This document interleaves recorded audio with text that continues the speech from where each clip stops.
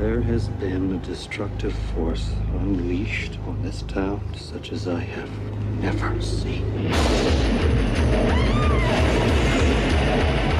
Oh my God, I don't believe this. This is not happening! We have got a poltergeist! Okay, well, folks, I can do a clearance, but it's not going to be cheap. Although I do offer a 6-month guarantee. That fellow takes us totally for granted. Hey, Stuart, in or out, huh?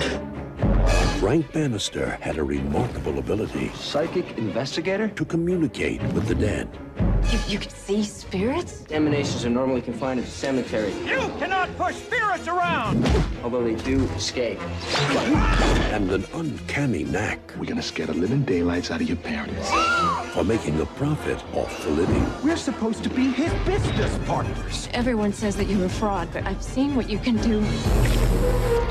Give it up, Frank. Death ain't no way to make a living. But now, some things put the fear of death in the living What is happening to me? and sent the dead running for their lives. I've seen a figure in a cape. That was the soul collector. When your number's up, that's it. Frank, we got problems. All these murders that have been going on in Fairwater, they're gonna pin them on you. From Universal Pictures and Robert Zemeckis You're next, pal. and acclaimed director Peter Jackson. We don't stop till the screaming starts, you dig? The Frighteners. Is my hair combed? Yes. It's flat and forward. You're good. it's thinning and flat. Hey, you totally have the Michael J. Fox look that the Frighteners had here going on. Oh yeah, that's right, huh? Remember he had like the crew cut going on? That's true. And then they did the flashback where he had that ugly mullet from like the fucking Family Ties days, and you're just like, That was hilarious. Oh, that was great.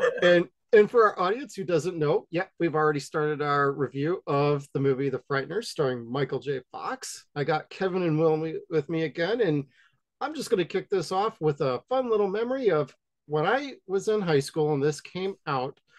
It was the poster that got me to go see this movie because I walked by it going to another movie, which I don't remember what it was, but I walked down the wall and the poster moved with me. It was the lenticular poster. And I was like one of like several people that went back and forth like, what the shit is this poster? And the poster has always stuck with me. It's on my little steelbook case right here, but it was all white. So for our video people who are following on YouTube, this whole picture was white. The face was lenticular. So whenever you moved, it actually like followed you. It was pretty crazy. I wish I had a copy of those originals. One of those original posters. I'd always loved one, but they're kind of pricey. But that's initially what I'm like, The Frighteners, what the fuck is that about? And then I went and saw it in the theater and I totally loved it. But it's always a trip for me to watch this. Now, I'm going to start with Kevin. Did you see this in the theaters or where did you see this at? I don't think I saw this in the theaters, although I was working at a movie theater at the time, so I don't know. I think I saw the VHS and it caught me the same way that the poster caught you, because the VHS would move as you walk past it as well. Yes. So I think I may have rented it when it first came out because the cover was just like popped in at you. And I was hooked. I mean, this is an instant classic. I'd never seen a movie like this before. It was not spooky, although it has that spooky elements. Yeah. But it's just goddamn funny. Like the whole thing is funny. Even the deaths are funny half the time. This is a totally Peter Jackson film from before he did Lord of the Rings, anyway. Yeah, this was his first project before Lord of the Rings, or the project just before it. Yes. He used Weta, the same visual effects workshop that did Lord of the Rings movies. Yeah, this was their first upgrade from one computer to generate all their effects to like 35, and then jump to God knows how many after that. 350,000. This is my God guess. damn. That's just my wild guess. Yeah, those would be virtual blade servers too, not actual pieces of hardware. Yeah. But I mean, this movie had everything I love in it. I mean, it's Ghosts, Jake Busey, John Astin, and Michael J. Fox, and Chi McBride. Oh, like they're all so wonderful in this movie. Like you were talking about Sergeant Ermey as well. He's unforgettable. R. Lee can't go wrong with R. Lee Ermey in your graveyard. No. Oh, Good I'm warning. sorry. Is that too soon? No, it's been long enough. I think. It's never too soon. Yeah. Now, Will, have you seen this in the theaters, or where did you first see this no. from? I first saw this last Sunday from my rented copy. All right. Rented. Oh, it's ripped. And I don't know. It didn't really grab me. No? It was...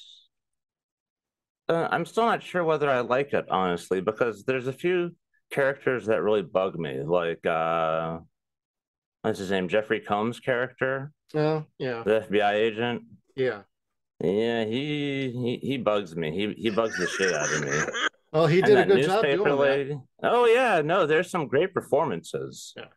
And that newspaper lady with her fucking trying to look way too young for her age appearance. Just, yeah. Oh, number 40? With the bob and weave going on. Yeah. Yep. Yeah. The one who publishes the story about him being a fraud. Yeah, I'll agree with you. I did not like her character like at all. It added like nothing to the movie. You could have cut that out and it wouldn't have been a problem. She made Frank look more like a fraud. Like she helped make him look like the piece of shit that he felt like he was. Right. So I mean, Frank's not a piece of shit, but he's the last person to know that. Yeah, that's true. That's part of my problem with the movie is that it shows a guy actively running down another person trying to drive him to like suicide. You mean Jeffrey Combs? Yeah. Well, there's less paperwork that way. Yeah. If he kills him, there's got to sign all sorts of shit. Absolutely. And you got a trial, you got judges, you have maybe incarceration, maybe the death penalty. Like you got like forensics, like there's a lot of money that's going to go into that trial. Yeah, so it's just so much easier to have the person do it themselves for you. Well, even and he also had a morbid fascination with satanic and death and everything. So it kind of fit in with that. The guy chose to let himself be raped and be like the rape guy and be like the rapee. Like, yeah.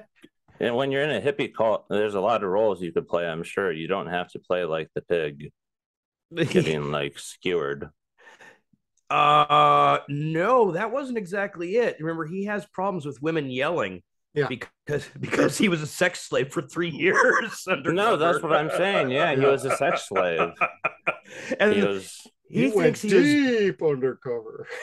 Yeah, he thinks he's deep undercover, but the government just fucking forgets about him every time he goes out on an assignment. Send this jerkwad off on these bullshit assignments nobody wants to deal with. Fox and Mulder are off chasing aliens. Send that dude to deal with the crazy. Yeah, I mean, he's like what would really happen if there was really an X-Files in the FBI. Just like they'd get disavowed, like whatever, go do your thing. Check out that werewolf down in Louisiana. We'll see you in 9 months if you're still alive. Yeah, yes, right. Take his badge. Don't let him threaten people with authority. And his constant like conspiracy theories, like trying to so crazy pinpoint all the different things. It's like on the 13th of November at 13 13 7 13. Dude. Yeah, like did he use a lot of table salt at dinner? He was. Well, I do like they called him out on that at times. Like, what are you talking about? You're mumbling. Oh yeah, he's totally batshit crazy, and I think that's what Mr. Combs was really going for. Yeah, because from what I understand, the character was a little bit different, and Jeffrey had just good pointers to say, what if he did this, or what if he looked like that, like the Hitler haircut. Yeah, to show his nationalism, which is kind of a current thing now.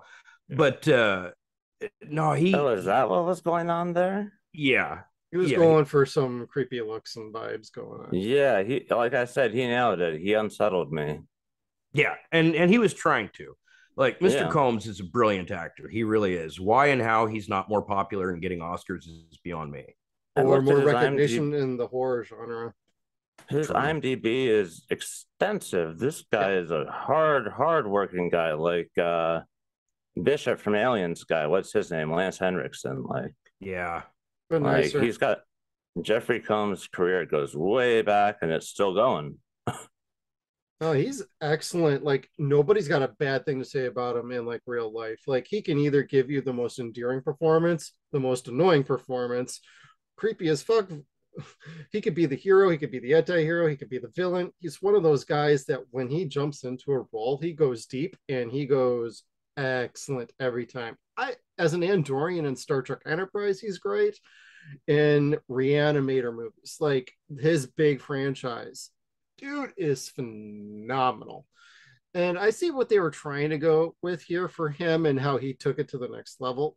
You're rooting for him to die and that the Reaper will get him by accident. Well, what ends up happening is Patricia blows his fucking head off. And he ends up haunting the sheriff or riding shotgun with the sheriff for like the rest of his days. Sheriff Pedactor. Yep. He was typecast. He's done that role before, but he was great too. I love that. I can't remember his name, but the sheriff, the guy that plays Roger Pedactor on Ace Ventura. Yep. Oh, I like the sheriff. The sheriff was great. Yeah. He's a great actor. I love him.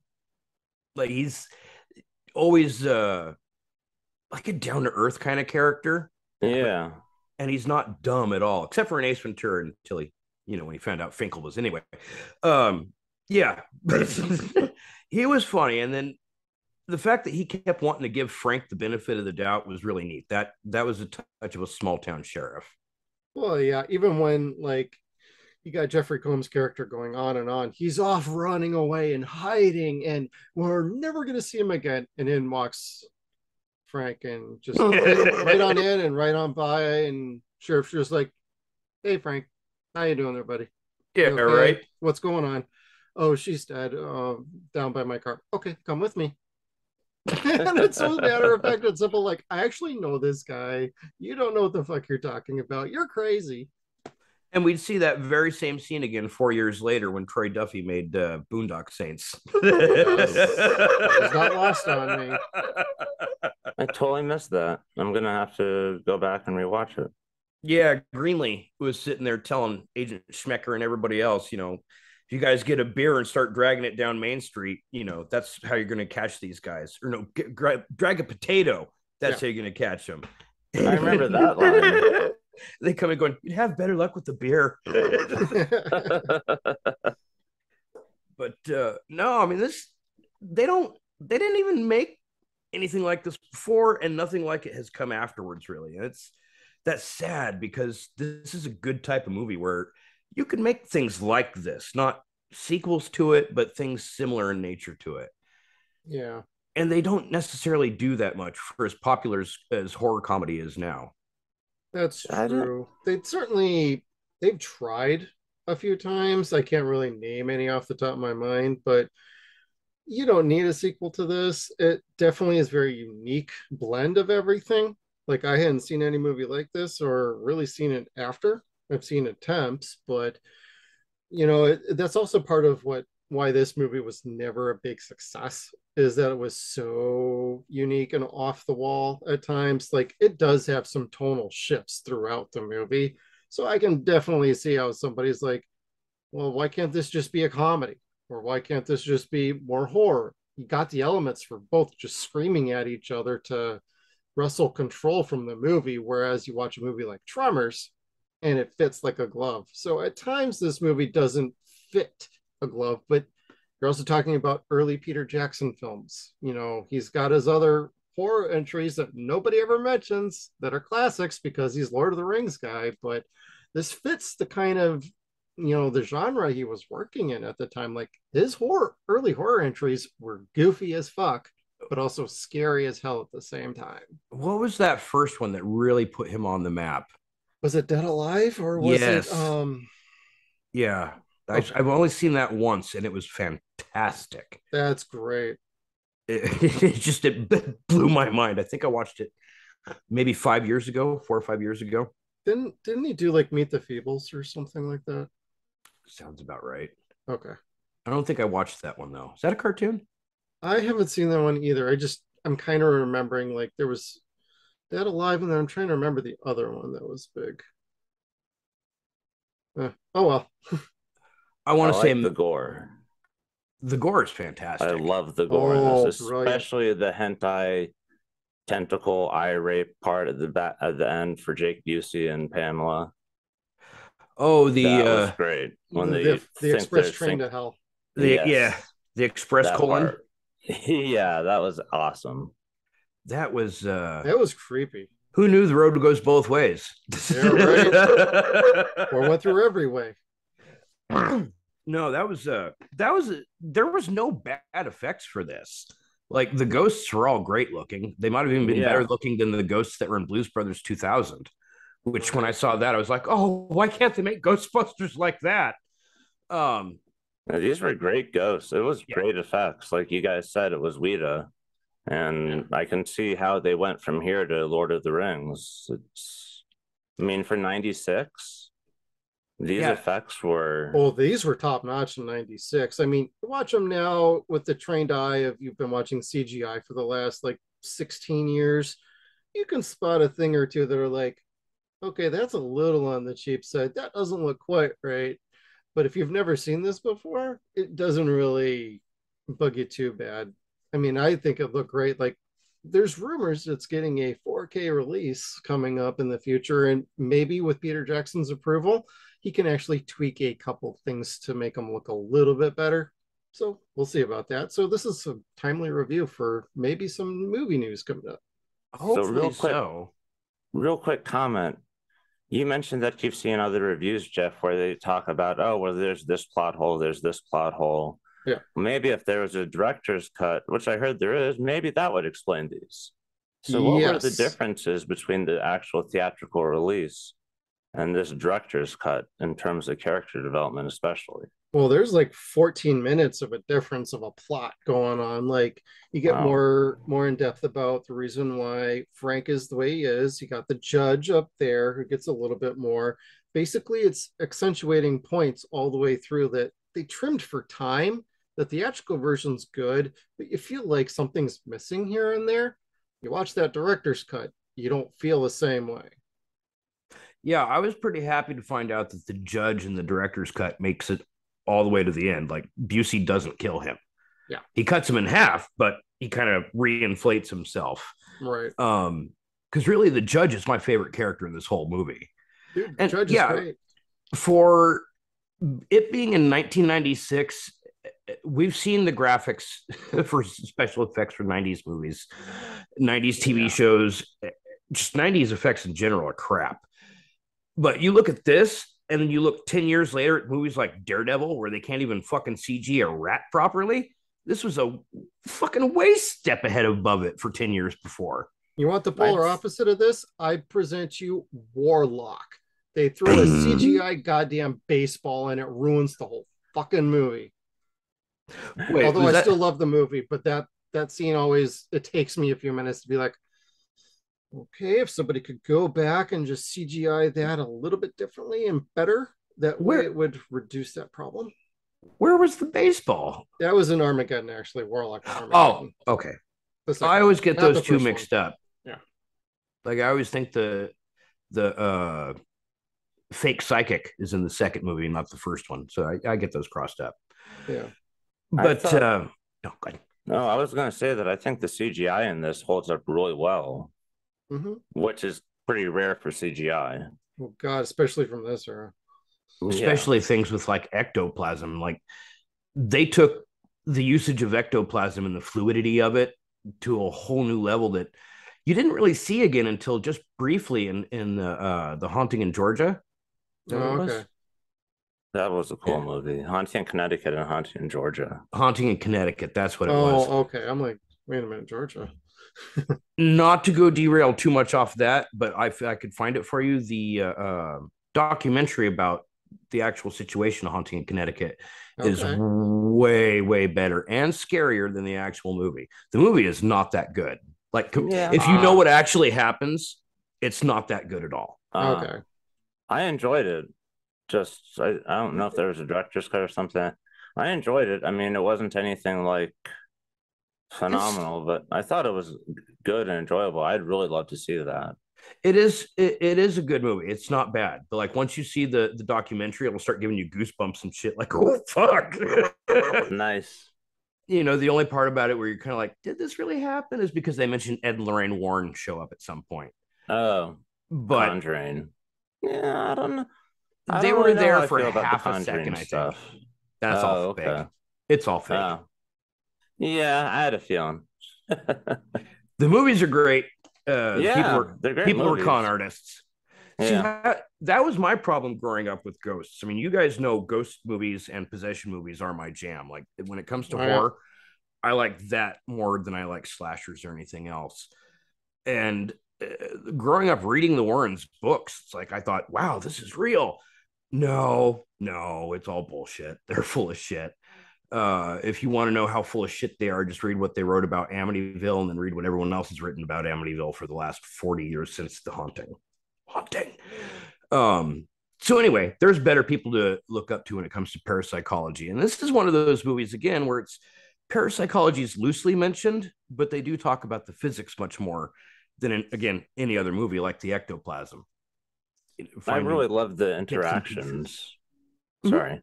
I really love the interactions between the CGI and the actors, too. Yeah, they did it really well. Yeah, they really had to think this through and like storyboard like a mother to get it right. You would have thought so, right? Because like when the oh god, what's his name? Spencer? Yeah. The other ghost gets shot in the side of the cheek by the judge. Oh my god. That comes back into his face. Yeah. Well, I liked him getting stuck in the door too. That was hilarious. That was great.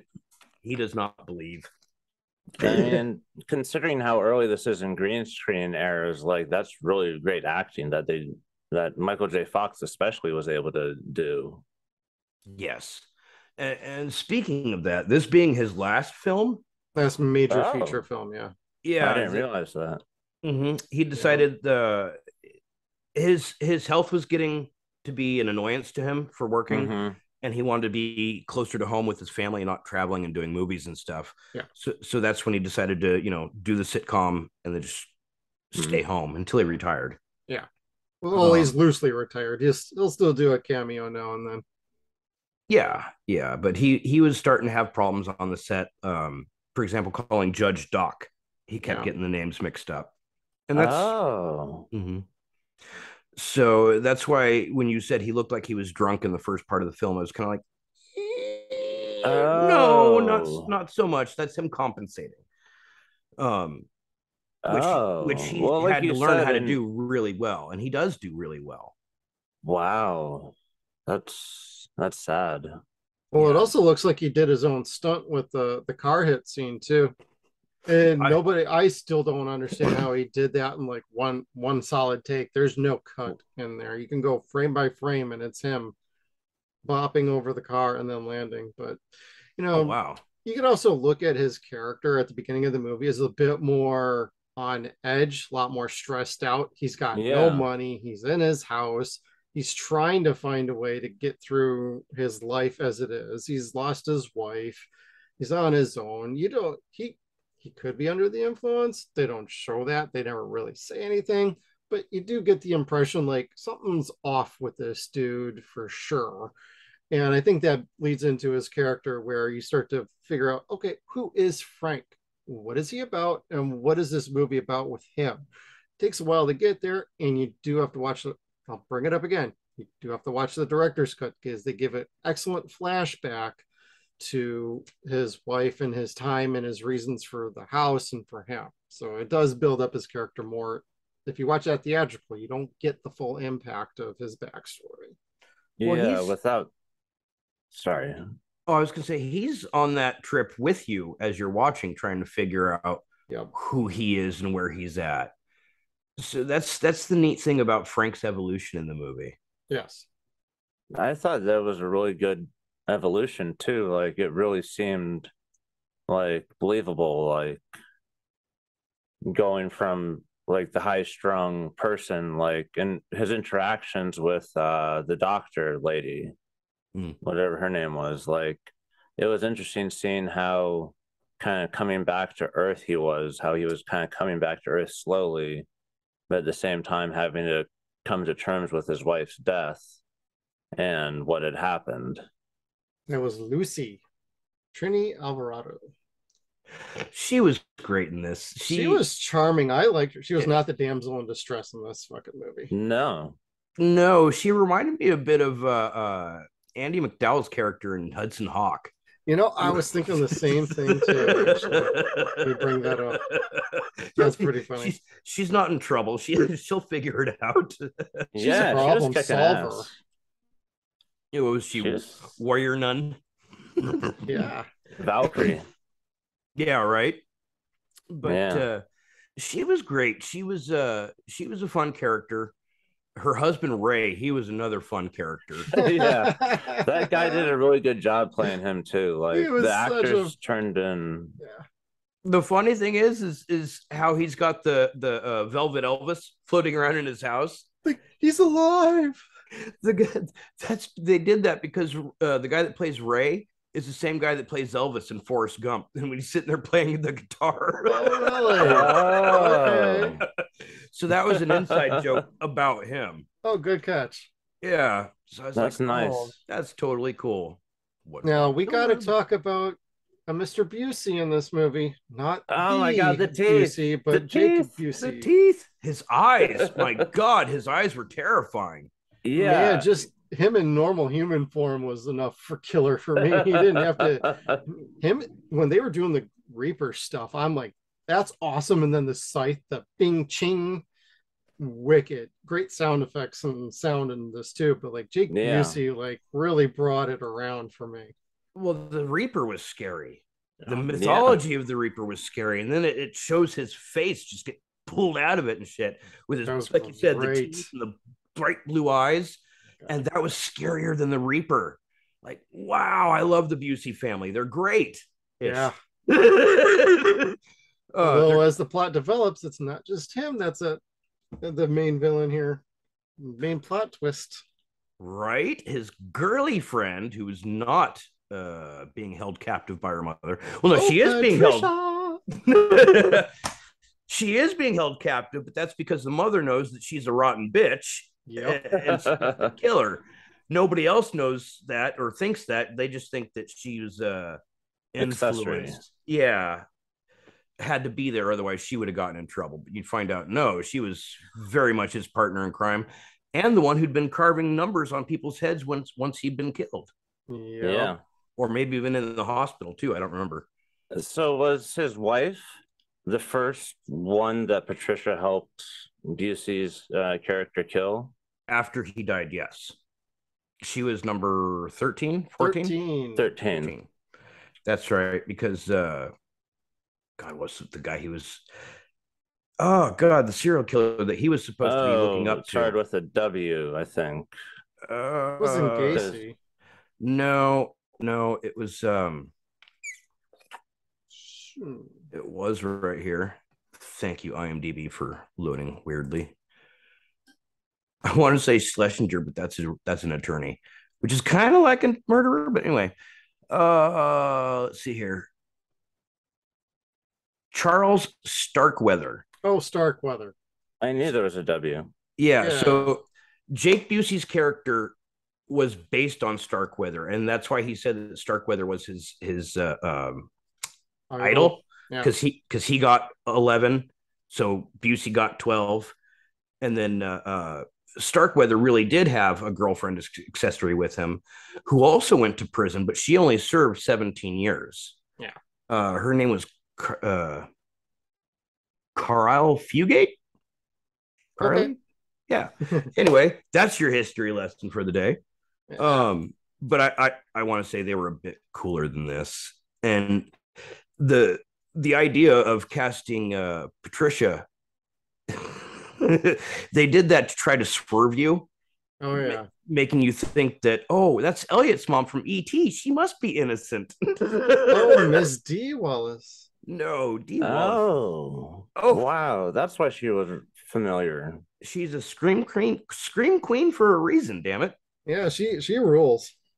Yeah, but she was great in this. She was equally as scary. Well, when she turned full Yeah. psycho, I'm like, the first time I saw this movie, that's what stuck out the most was like, oh shit. Because at the beginning of the movie, she's getting chased and attacked, and you don't know what the I hell's going know. on. So it's like the immediate misconception on what's going on here. She's really with that. Well, like what the fuck was the beginning about then? But in my mind, it's just a game they were playing to try and get to mom. Yeah, Oh, okay. Because I was going to say that is one hell of a performance when I was talking with you, Kevin, before the show about this. Like, yeah, she that was is totally faking it. that's phenomenal. It was very believable though. Well, and it makes sense why the mom's gun actually appeared to have an effect. Yeah. When it obviously wouldn't. The Mossberg. she stepped up from like a Remington back in the fucking 80s or 70s, whenever it was, and now she's got like the king of all shotguns. Pretty much. To take a guy's head off.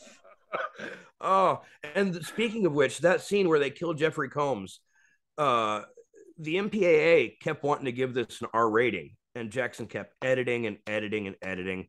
And they kept giving him bullshit excuse after bullshit excuse, like, oh, well, that door got shot one too many times. And so finally, he's just like, you know what? If you're going to give me this R, I'm going to fucking earn it. Yeah. And so they took Combs getting shot in the chest to getting his head fully blown off. That was great. I love that part.